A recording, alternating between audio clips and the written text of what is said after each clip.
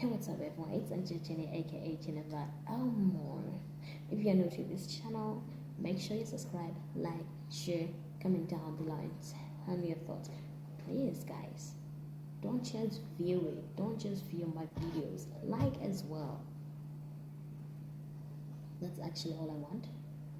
So, till then, let's dive into this very interesting book. It's called Rich Dad Poor Dad. It's very interesting. It teaches new things.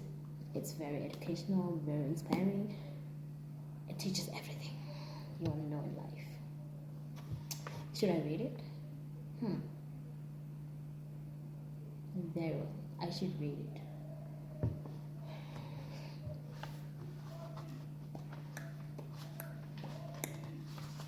What was it again? About the stories I just said. Fearless female leader, whatever I just posted. The story, it will come soon. Okay, just stay tuned. That's all I want. Okay, yet no exact month, but year is next year. Just stay tuned and wait for it. It will be dropped before you know it. So let's dive in. Okay, let's get started. Rich Dad, Poor Dad. That's actually introduction. Rich Dad, Poor Dad. Having two dads offered me the choice of contrasting points of view. One of a rich man and one of a poor man. I had two fathers, a rich one and a poor one. One was highly educated and intelligent. He had a PhD and completed 4 years of undergraduate work in less than 2 years. He then went on to Stanford University, the University of Chicago. I've never heard of it. Sounds nice. And Northwestern University to do his advanced studies, all on full financial scholarships. The other father never finished the 8th grade. Both men were successful in their careers, working hard all their lives. Both earned substantial incomes, yet one always struggles financially. The other would become one of the richest men in Hawaii. One died leaving tens of millions of dollars to his family, charities, and his church. The other left bills to be paid. That's bad. That's bad actually. Both men were strong, charismatic, and influential. Both men offered me advice, but they did not advise the same things. Both men believed strongly in education, but did not recommend the same course of study. If I had only one dad, I would have had to accept or reject his advice.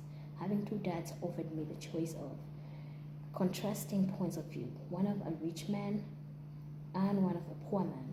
Instead of simply accepting or rejecting one or the other, I found myself thinking more, comparing, and then choosing for myself. The problem was that the rich man was not rich yet, and the poor man was not poor yet. Both were just starting out on their careers, and both were struggling with money and families. But they had very different points of view about money. For example, one dad would say, the lack of money is the root of all evil. The other said, the lack of money is the root of all evil. As a young boy, having two strong fathers both influencing me was difficult. I wanted to be a good son and lesson, but the two fathers did not say the same things. The contrast in their points of view, particularly about money, was so extreme that I grew curious and insecure. I began to start thinking for long periods of time about what each was saying. Much of my private time was spent reflecting, asking myself questions such as, why does he say that? And then asking the same question of the other dad's statement.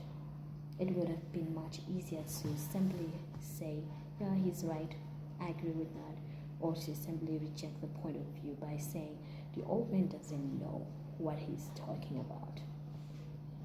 Instead, having two dads whom I loved forced me to think and ultimately choose a way of thinking for myself. As a process, choosing for myself turned out to be much more valuable in the long run than simply accepting or rejecting a single point of view.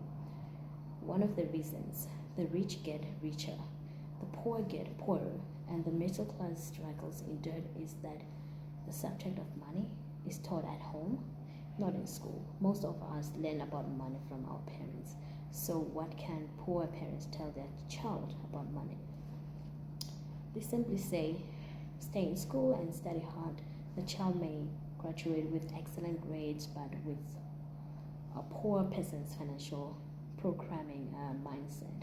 Certainly, money is not taught in schools. Schools focus on scholastic and professional skills, but not on financial skills. This explains how smart bankers, doctors, and accountants who earned excellent grades may struggle financially all their lives.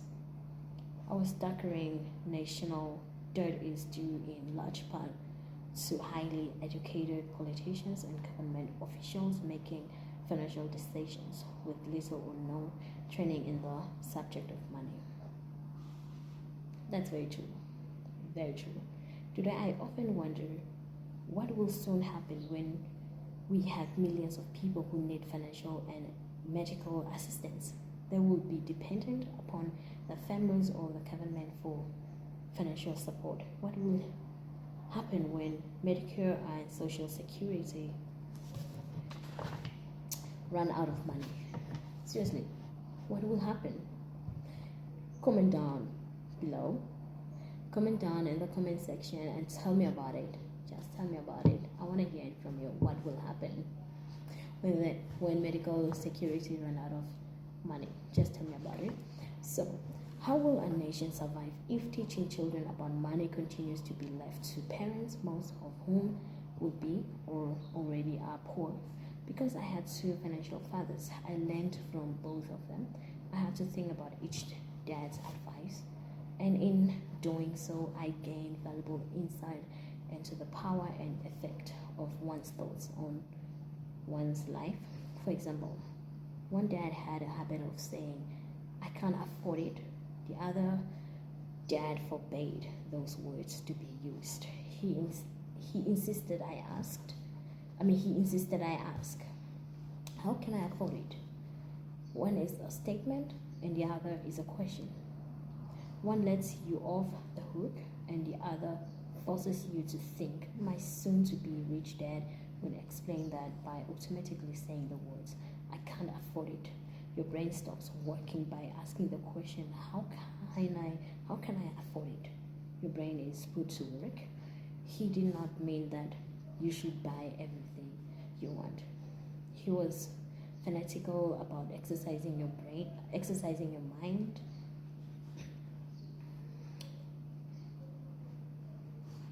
The most powerful computer in the world, he'd say. My brain gets stronger every day because I exercise it. The stronger it gets, the more money I can make. He believed that automatically saying I can't afford it was a sign of mental laziness. Maybe. Although both dads worked hard, I noticed that one dad had a habit of putting his brains to sleep when it came to finances, and the other had a habit of exercising his brain. The long-term result was that one dad grew stronger financially and the other grew weaker. It is not much different from a person who goes to the gym to exercise on a regular basis versus someone who sits on the couch watching television. Proper physical exercise increases your chances for health, and proper mental exercise increases your chances for wealth. My two dads had opposing attitudes, and that affected the way they thought. One dad thought that the rich should pay more in taxes to take care of those less fortunate. The other said taxes punish those who produce and reward those who don't produce. One dad recommended study hard so you can find a good company to work